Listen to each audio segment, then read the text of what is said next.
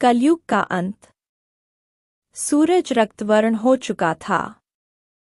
पृथ्वी पर चारों ओर अराजकता फैली थी। अधर्म, पाप और अन्याय अपनी चरम सीमा पर पहुंच चुके थे। मनुष्य लोभ, क्रोध और अहंकार के वशीभूत होकर एक दूसरे का विनाश करने पर उतारू था। जंगल जल रहे थे, नदियां सूख चुकी थीं, और आकाश में एक अजीब सा अंधकार छा गया था। यह संकेत था कि कलयुग अपने अंतिम चरण में प्रवेश कर चुका था। संत महर्षि वेदव्यास ने हजारों वर्ष पहले भविष्यवाणी की थी कि जब अधर्म का भार पृथ्वी सहन नहीं कर पाएगी, तब स्वयं ईश्वर एक नया युग आरंभ करने के लिए अवतार लेंगे। लेकिन उससे पहले महाप्रलय आएगी, जो इस युग का अंत कर देगी।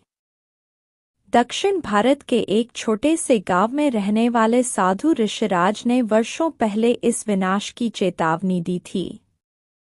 उन्होंने कहा था कि जब पृथ्वी पर भूकंप, सुनामी और ज्वालामुखी फटने जैसी घटनाएं बढ़ जाएंगी, जब भाई भाई का शत्रु बन जाएगा, जब धन ही सबसे बड़ा धर्म बन जाएगा, तब समझ लेना कि कलयुग का अंत निकट है।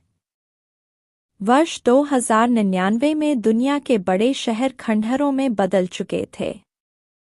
विज्ञान ने असीमित तरक्की कर ली थी, लेकिन इस प्रगति ने मानवता को विनाश की ओर धकेल दिया था। अत्यधिक प्रदूषण के कारण ऑक्सीजन की मात्रा घट गई थी।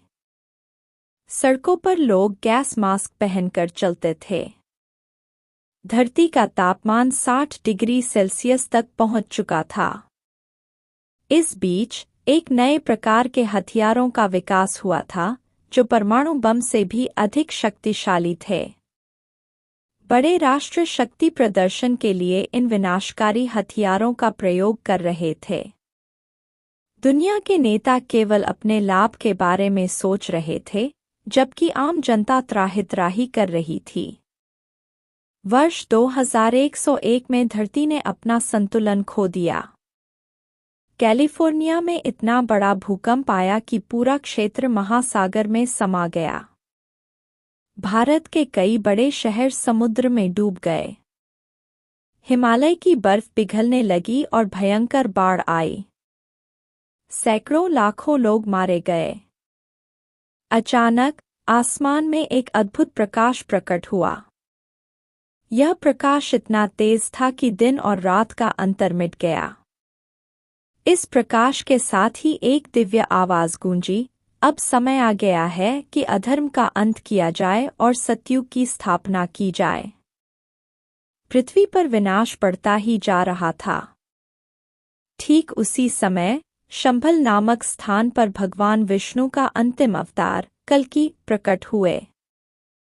वे एक तेजस्वी योद्धा के रूप में एक सफेद घोड़े पर सवार थे। उनके हाथों में एक जलती हुई तलवार थी, जो पापियों का संहार करने के लिए तैयार थी। कल्कि अवतार ने सबसे पहले उन लोगों का संहार किया, जिन्होंने धर्म को भुला दिया था। बड़े बड़े राजा, जो केवल लोभ और सत्ता के पीछे भाग रहे थे, उनकी तलवार के प्रहार से मिट्टी में मिल गए। जो वैज्ञानिक मानवता के विरुद्ध काम कर रहे थे, वे भूकंप और अग्नि में जलकर नष्ट हो गए। संसार में चारों ओर केवल विनाश ही विनाश था। महासागर की लहरें इतनी ऊंची उठ रही थी कि उन्होंने कई देशों को निगल लिया। ज्वालामुखी फटने से पूरा वातावरण धुएं से भर गया। वायुमंडल में इतना जहर भर गया कि जीवित रहना असंभव हो गया। अब केवल कुछ ही लोग बचे थे, वे जो सच्चे धर्म के मार्ग पर थे, जिन्होंने सदैव सत्य और न्याय का साथ दिया था। कल्कि अवतार ने उन्हें हिमालय की एक पवित्र भूमि में शरण दी, जहां प्रलय का प्रभाव नहीं था। महाविनाश के बाद वर्ष 2105 में जब पृथ्वी पूरी तरह से शुद्ध हो गई, तब कल्कि भगवान ने घोषणा की, अब सत्य, प्रेम और करुणा का युग प्रारंभ होगा।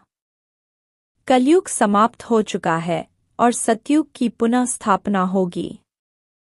जो लोग बच गए थे, उन्होंने मिलकर एक नया समाज बनाया, जहां न कोई लोभ था, न पाप, न हिंसा। सत्य, दया और धार्मिकता ही जीवन के मूल आधार बने। पृथ्वी फिर से हरी भरी हो गई, नदियां पुनः निर्मल हो गईं, और मानवता ने एक नए युग में प्रवेश किया। इस प्रकार कलयुग का अंत एक महाविनाश के साथ हुआ, लेकिन इसके बाद एक नए युग की शुरुआत हुई, जहां केवल धर्म और प्रेम का राज था। यह कहानी हमें सिखाती है कि अधर्म कितना भी प्रबल क्यों न हो जाए, अंततः सत्य की ही विजय होती है। दोस्तों, वीडियो अच्छी लगी हो तो चैनल को सब्सक्राइब करें।